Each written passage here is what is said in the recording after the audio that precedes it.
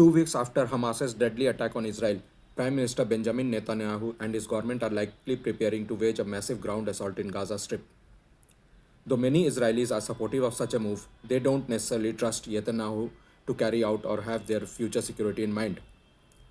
Prior to the October 7 attacks, Netanyahu's right-wing government was already deeply unpopular among large swaths of society.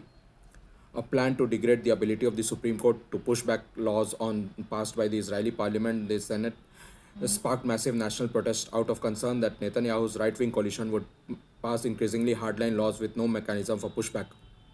Now his government is being held at least partly responsible for the massive security failure that enabled the Hamas attacks. There have been massive demonstrations across Israel against Netanyahu's policies in recent times. Some of the highest ranking officials in the government, including the head of the armed forces and the security services, have taken responsibility for the lapses and blind spots that allowed Hamas to kill at least 1,400 Israelis and foreigners and kidnap over 200, mostly civilians.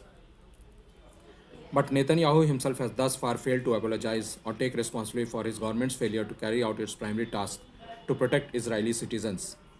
Furthermore, the government's strategy in Gaza and its war with Hamas remains unclear. Nearly 2 weeks after Netanyahu declared war on Hamas and 360,000 IDF reservists reported for duty, Israel's military response, other than to make sure Hamas is crushed and eliminated, is as yet unknown, as is the government's plan for Gaza once it achieves that objective.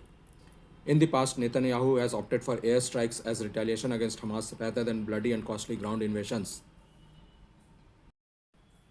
Families of those killed and held hostage by Hamas have been demonstrating against Netanyahu's policies. A costly ground operation could inflict even more casualties on Israeli defense forces and its citizens.